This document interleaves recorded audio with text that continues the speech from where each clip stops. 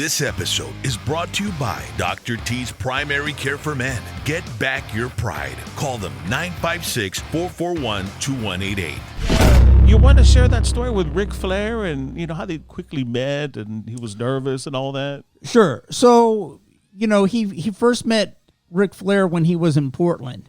And so when he came down to World Class, he was in a match with Ric Flair. And Ric Flair sat with him. They were getting ready, and Ric Flair just said, "Hey, I remember you from Portland, and you used to wrestle as Ricky Vaughn, and you used to wrestle with Bobby Jaggers." And he remembered the match and everything, and that was what was so impressive to Lance. And so Lance told him, he said, "Well, they brought me down as a Von Erich," and he was like a little shocked by that. It was like. He kind of thought that he was put in a position that might have been over his head a little bit. And so, but he thought that, hey, this could be a good opportunity for you. And Lance was like, I'm going to make the best of it. And, then he started thinking, hey, I'm about to wrestle Ric Flair.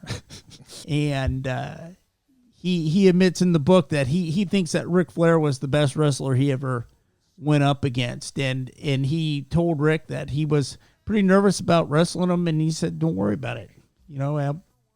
I'll tell you exactly what to do. Just tell me just listen to me, and I'll tell you exactly what to do, and we'll get through this." And just like any dance partner, he led him right through the match. Yeah, and all he had to do was listen, and it came out phenomenal. Sure, Ric Flair was known for that. Right. Many wrestlers have mentioned that wrestling Ric Flair was so easy because he could make anybody look good. We have a friend named Pat Rose from Nashville, Tennessee, or from the Tennessee area, and there's a match where he's wrestling Ric Flair, and they look great together. Flair keeping that arm trapped.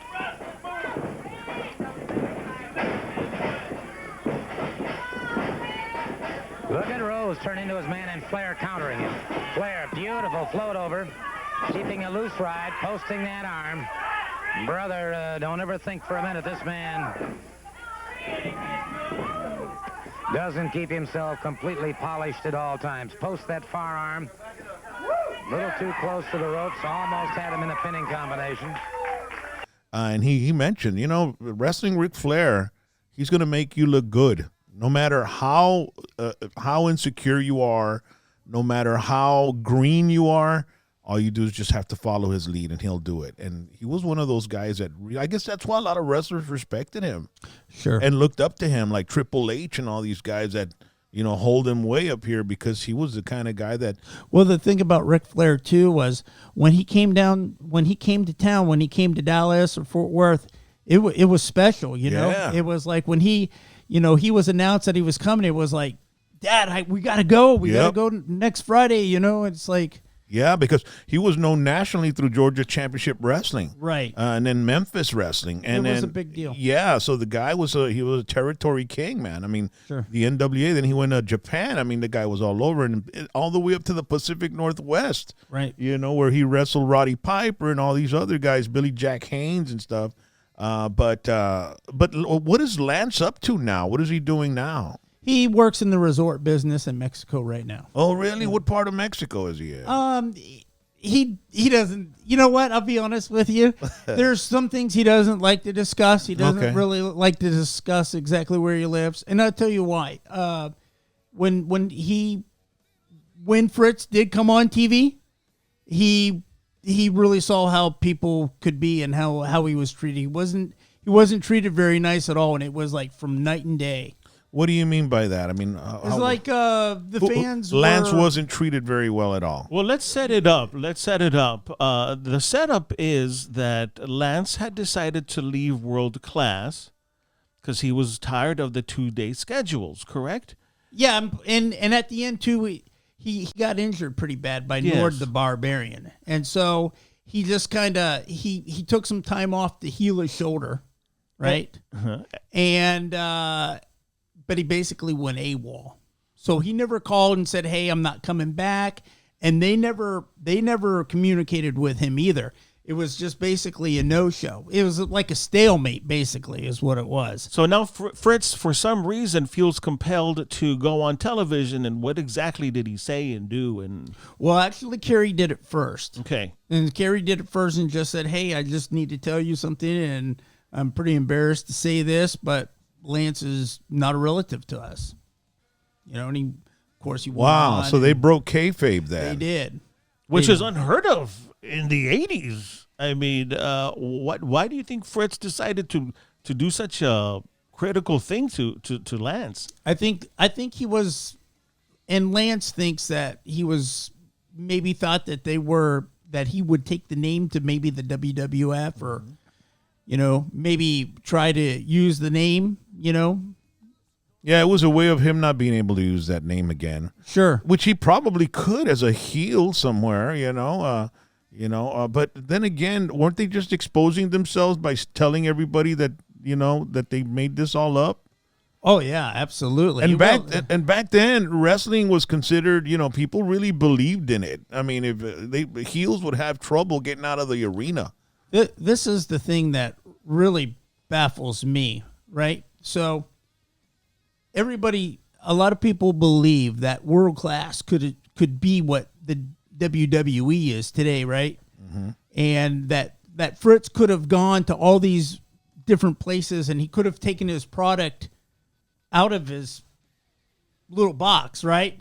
But back then, promoters didn't do that. Mm-mm. And the one that did Vince is Vince McMahon. Yeah, he's the one that did it. And who won that race, right? He did. Yeah. But nobody else would do it. And Fritz was against doing it. And this is what I can't understand.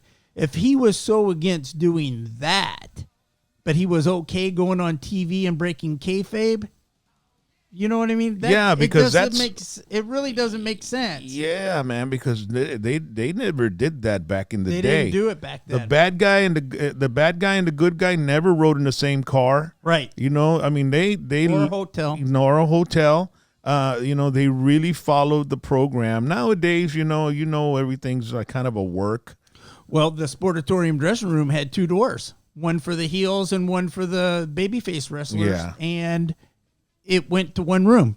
Yeah. The illusion. It's the illusion. I mean, you have Right. to keep it going, Right. And speaking of Fritz and keeping kayfabe, talk about the lengths that he did for the funeral in reference to Lance, trying to keep the image. Sure.